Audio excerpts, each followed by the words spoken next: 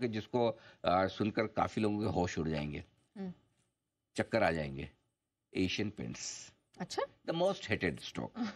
Target 2600 रुपये, 2750 रुपये, 3000, और इसलिए मैंने इसका चौथा टारगेट भी दिया 3300। रियली? रियली। वाओ। 1 से 2 साल के व्यू से यहाँ पर निवेश करें, एसआईपी करें हर 10% फॉल पर।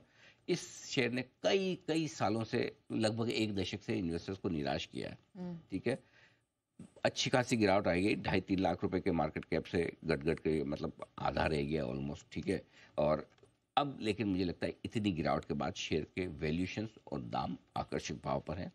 बहुत मजबूत ब्रांड है, इसमें तो कोई दो राय हो ही नहीं सकती। एशियन पेंट्स जैसी कोई ब्रांड आपको इस स्पेस में ही नहीं मिलेगी, बल्कि एफएमसीजी स्पेस में भी ढूंढना बड़ा मुश्किल काम है। हम्म, कमजोर कच्चा तेल है, ऐसे में कंपनी का पूरा फोकस है कि 18 से 20% तक के मार्जिन तो मेंटेन कर पाएंगे, और अगर कच्चा तेल 55-60 पे आ गया तो मार्जिन में इंप्रूवमेंट की गुंजाइश भी है। और उसके दो रीजन है। हम्म, हाल ही में इन्होंने प्रोडक्ट के दाम 1.5% बढ़ाए, जिसका फायदा ये अब 6 महीनों में दिखेगा, पहले 6 महीनों में नहीं था, आखिरी 6 महीनों में दिखेगा।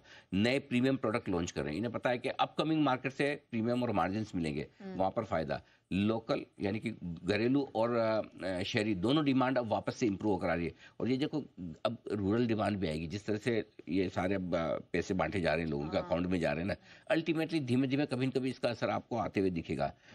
अब सबसे बड़ी रीजन जिसकी वजह से एशियन पेंट्स, एक तो ग्रोथ में थोड़ी सी कमी थी, हम्म, जो नेचुरली, अब वो तो पूरी इंडस्ट्री का फिनोमिना है। करेक्ट। दूसरी जो इनकी सबसे बड़ी प्रॉब्लम थी, कोई ग्रासिम, कोई जेएसडब्ल्यू जैसे बड़े ग्रुप आकर पेंट बिजनेस में घुस रहे हैं, कंपटीशन दे रहे हैं। हाँ, सो बात सही है, उसका नुकसान भी हो गया, लेकिन अल्टीमेटली ये पुराने प्लेयर्स के सामने अब नए प्लेयर्स आकर जो कंपटीशन दे रहे हैं, हम्म, वो चैरिटी करने तो आए नहीं।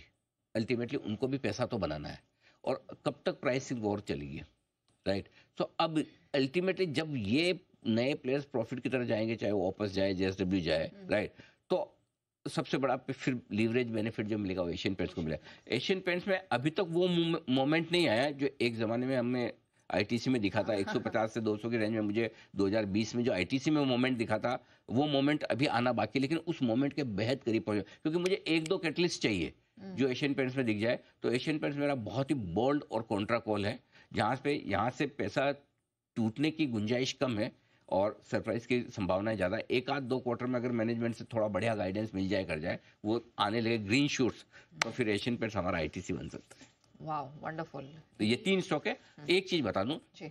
इस साल अगर आपको 20 से 25% के रिटर्न, इस तरह के स्टॉक्स में 15 से 25% के रिटर्न मिले, आप खुश हो जाइए। एफडी से डबल रिटर्न बना रहे हैं, और इतने सेफ और आराम से आप जिसमें नींद ले सके, इस तरह के स्टॉक में 15 से 25% की रिटर्न काफ़ी है। और 2 साल में 50% की रिटर्न में टॉप क्लास बड़े स्टॉक है ना। और इनको सबको आपको डिलीवरी के हिसाब से खरीदना, कोई एफएनओ में ना खरीदे। ओके।